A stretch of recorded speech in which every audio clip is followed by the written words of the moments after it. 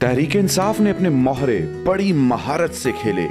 सदर आरिफ अलवी साहब और गवर्नर चीमा साहब ने अपना रोल बेहतरीन तरीके से प्ले किया और इस गवर्नमेंट के चलने में रुकावट बने रहे। फवाद चौधरी, बैरिस्टर अली जफर, नईम बुखारी, बाबर रेवान और फैसल चौधरी ने कानूनी जंग लड़ी।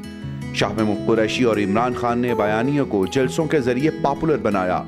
सोशल मीडिया टीम ने फेसबुक, ट्विटर, यूट्यूब पर जमकर छितरोल की और इम्पोर्टेड हुकूमत के ट्रेंड को 18 करोड़ ट्वीट्स के साथ तारीख का सबसे बड़ा ट्रेंड बनाया और उसे लोगों की नजरों से ओझल नहीं होने दिया। बलोच बेटे कासिम सूरी और पख्तून खिलाड़ी अली मोहम्मद ने पंजाब के जलसों में तकरीरें करके पंजाब के दिल जीते और साबित किया कि तहरीक इंसाफ ही सारे सूबों की जंजीर है और इसने आवाम को इकट्ठा रखा। और कीबोर्ड वॉरियर ने भी अपना रोल बाखूबी निभाया। अभी इसी ताकत को इलेक्शन और हुकूमत में भी दिखाने की जरूरत है।